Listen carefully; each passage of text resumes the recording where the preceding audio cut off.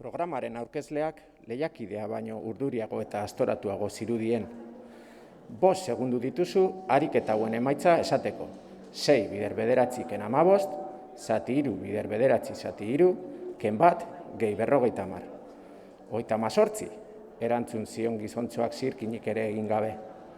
Zepena, hau lastima, ene, 88 da emaitza.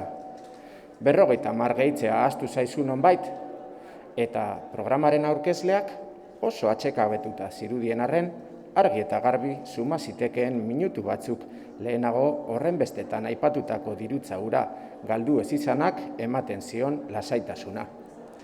Spike begiak itxi eta hortzak estutu zituen pixka bat. Sentitzen zuen zehatzagoa izan ez izana, irudipenetan 3 eta 8 hobeto desberdindu ez izana. Gizon jator hark lehiaketa galdu zuen, baina ohar bat bidali zion ezbairi. Arreta eskertuz eta gertatutakoagatik ez kezkatzeko eskatuz. Kolpea handia izan zen ezbairentzat, baina atsekabea pasatu zitzaion semearekin hitz egin bezain pronto. Paiazo lanetan ari zen Afrikan. Kanpamenduetan zeuden haur batzuei laguntzen ari zen, bizitzeko ezinbestekoa dena falta zitzaielako, itxaropena. Eta paiazoak irribarrearen doaina eskaini ohi zien itxaropenaren seniderik gertukoena. Maitik txiste pare bat kontatu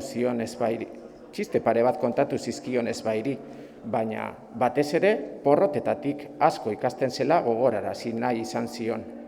Ama, esan zion Maitekor, agian bada garaia berriro lasaiago bizitzeko, ezta?